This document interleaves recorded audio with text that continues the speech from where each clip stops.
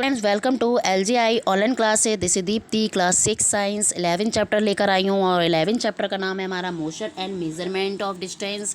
तो ये हमारा जो चैप्टर है वो फिजिक्स से रिलेटेड है।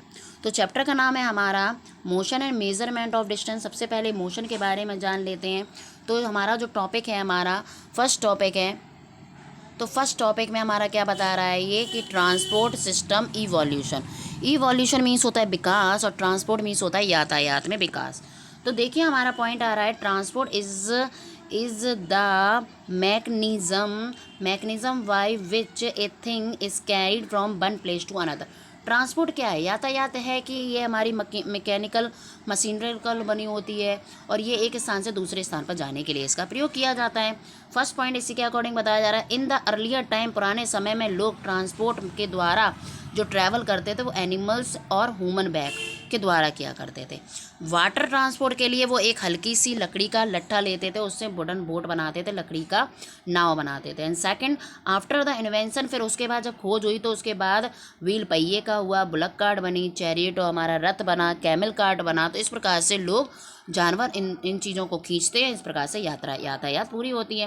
थर्ड पॉइंट है हमारा ट्रांसपोर्ट देन इन्वॉल्व मीन्स होता है हमारा विकसित करना।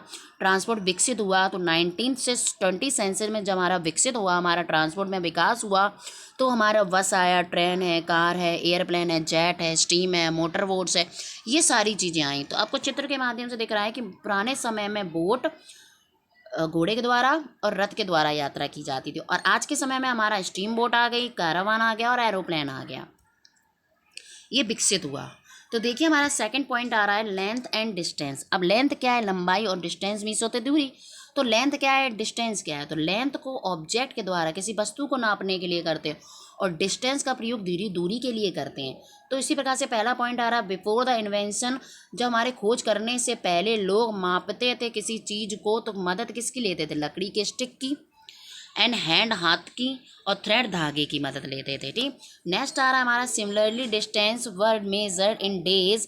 और आज के समय में लोग जब प्रयोग करते हैं तो वन प्लेस टू अनदर, एक स्थान से दूसरे स्थान पर जाने के लिए प्रयोग करते हैं।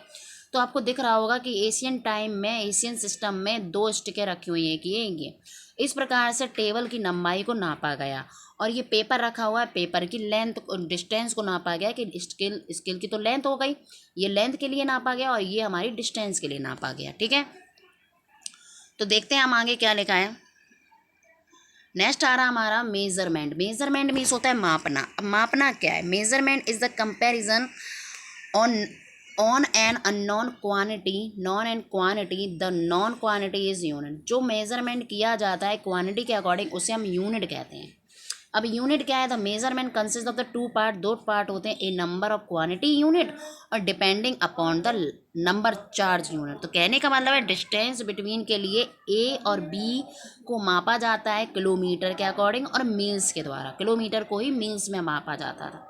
तो लिखा है पहला सेकंड पॉइंट हमारा, if the length of distance, अगर लेंथ नापनी है और दूरी को मापना है तो पहले के लोग by the using of foot, लोग अपने पैरों का प्रयोग करते थे सेम लेंथ के लिए और डिस्टेंस के लिए भी। डिफरेंट वैल्यू होती थी लेंथ की, foot of the different people और डिफर, क्योंकि किसी का बड़ा होता था, किसी का, क्योंकि सेम साइज़ के किसी के पैर नहीं होते, सबके अलग अलग पैरों का नाप होता है। थर्ड पॉइंट आ रहा है इन एशियन टाइम, पुराने समय में लोग अपना कुबिट का प्रयोग करते थे। कुबिट क्या है? कुबिट मतलब होता है हाथों से नापते थे, लेंथ नापते थे, एल्बो से नापते थे, फिंगर टिप्स से नापते थे, फुट अपने पैरों से, डिस्टेंस नापते थे। आउट स्ट्रेच क्या होता है? आउट स्ट्रेच मतलब होता है खिंचाव, खिंचाव करते थे, मतलब बाहर की तरफ देखते थे, आर्म और चिन को नापते थे।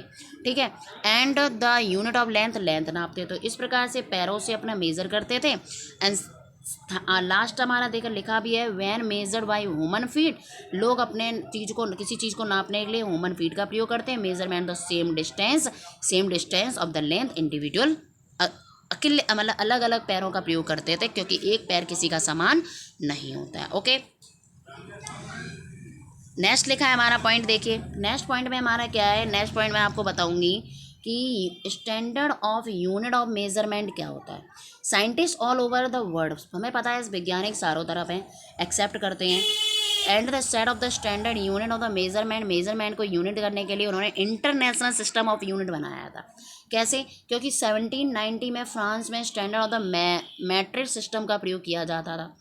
SI unit of the length metre नापने के लिए, SI का प्रयोग मीटर नापने के लिए करते थे और लार्ज डिस्टेंस के लिए किलोमीटर का प्रयोग करते थे। उसी प्रकार से 1 किलोमीटर बराबर 1000 मीटर, 1 मीटर बराबर 100 सेंटीमीटर, 1 सेंटीमीटर बराबर 1 मिलीमीटर। तो ये पटरी का प्रयोग देखिए आपको स्केल दिख रहा है, तो इसका प्रयोग हम लोग सेंटीमीटर का प्रयोग करते हैं, मतलब 10 मिलीमीटर के अकॉर्डिंग करते हैं। ओके, तो आशा करते हैं आपको ये सब समझ में आ रहा हो। तो देखिए हमारा नेक्स्ट टॉपिक हमारा आ रहा है टेकिंग करेक्ट द मेजरमेंट। अब हम लोग बिल्कुल सही तरीके से मेजर कैसे कर सकते हैं। बिलो ए द पॉइंटर, नीचे आपको बहुत सारी चीज़ें नजर आएंगी, पॉइंट टू पॉइंट है correct the measurement. First point लिखा है the use the appropriate measuring instrument. कुछ इंस्ट्रूमेंट यूज़ करते हैं length of the smaller strength के लिए ऑब्जेक्ट, जैसे कुछ छोटी चीज़ों का प्रयोग करना है स्ट्रेंथ के लिए तो पेंसिल देख लेते हैं। पेंसिल हमारी 15 इंचेस यूज़ करने, स्केल का प्रयोग करेंगे। 15 इंच की जो स्केल आती है सभी के पास होती है, तो उसका यूज़ करने के लिए हम लोग 15 इंच की स्केल का प्रयोग करेंगे, जस्ट लाइक दिस। ठीक, टैप का भी प्रयोग कर सकते हैं। नेक्स्ट लिखा है मेजर ऑफ द लेंथ, किसी प्रकार से लेंथ नापनी है तो curve the surface like a tree trunk. अगर ट्री ट्रंक को नापना है, ट्री मतलब होता है पेड़, ट्रंक मीन्स होता था ना, अगर पेड़ के तने को नापना है तो इस प्रकार से मेजर कर सकते हैं, टेप का प्रयोग कर सकते हैं। ठीक है, तो देखिए नेक्स्ट आ रहा हमारा पॉइंट कि आपको एक पिक्चर दिखाई दे रही होगी। पिक्चर में क्या नज़र आ रहा है? पिक्चर में नज़र आ रहा है कि use a whole unbroken instrument. हमने एक अनब्रोकन इंस्ट्रूमेंट को यूज़ किया। If use the instrument with broken edge, लेकिन वो साइड से स्टार्टिंग से वो टूट गई है, पोर्शन से instrument of the is complete. जो इंस्ट्रूमेंट है वो इनकम्प्लीट हो गई, अनकम्प्लीट हो गई। तो यही मतलब है, आगे का एक चित्र देख सकते हैं कि ये जो पटरी है वो आपको 2 दिख रहा होगा, 1 नहीं नज़र आ रहा, तो मतलब ये अनब्रोक है, मतलब टूटी हुई पटरी है। और हमने इस पेंसिल को सेंटर में रखा, इसको भी हम यूज़ कर रहे हैं। तो लिखा है in case of the broken scale the reading from a number from the scale from where the scale in the eye from the 2 onwards. ये जो पेंसिल की निब दिख रही है वो हमारे सेंटर 2 से नज़र आ रही है। किससे नज़र आई? 2 से। और इसका जो सेंटीमीटर के अकॉर्डिंग है वो 17 सेंटीमीटर के अकॉर्डिंग जा रहा है। तो भले भी ये ब्रोकन है, टूटी हुई है, इसका सेंटर नहीं आ रहा है, लेकिन कहने का मतलब है कि हमारी जो नेक्स्ट लिखा है पॉइंट, कीप योर आइज़, हमारी जो आइज़ है वो करेक्ट पोजीशन पे होगी तो हम अच्छे से रीडिंग टूटी हुई पटरी के द्वारा भी कर सकते हैं। इन करेक्ट द पोजीशन, अगर हमारी आइज़ इधर उधर जाएगी, हम अच्छे से करेक्टली नहीं देखेंगे तो हमारी रीडिंग इनकरेक्ट रीडिंग में जाएगी। तो पटरी भले भी टूटी हो लेकिन ये अनब्रोकन है, ये हमने अनब्रोकन ली है। तो इसमें क्या देखिए आपको एक चित्र 3 आंखें दिख रही होंगी, 3 आइज़ दिख रही हैं। एक की आइज़ 3 सेंटीमीटर दिखा रहा है, 3 पॉइंट को दिखा रहा है, और एक साइड हमारा सेंटीमीटर को दिखा रहा है, और जो बीच वाली साइड की है वो हमारी पूरी सेंटर में जा रही है, तो 2 सेंटीमीटर उसको नज़र आ रही है। तो यही मतलब है कि जो हमारा views of the 3 angles, different 3 angles हैं, एक हमारा ब्लू है, एक रेड एरो है, जो डिनोट कर रहा है कि फ्रॉम साइड, किस साइड में हमारी पेंसिल की निब जा रही है। तो measurement will be slightly incorrect, जो मेजरमेंट हो रहा है वो कैसा हो रहा है? गलत हो रहा है। ओके, तो मैं चाहूँगी आपको ये समझ में आया हो। अगर आपको नहीं आया हो तो प्लीज़ आप हमें मैसेज करके ज़रूर बताएं। Okay, good night, bye.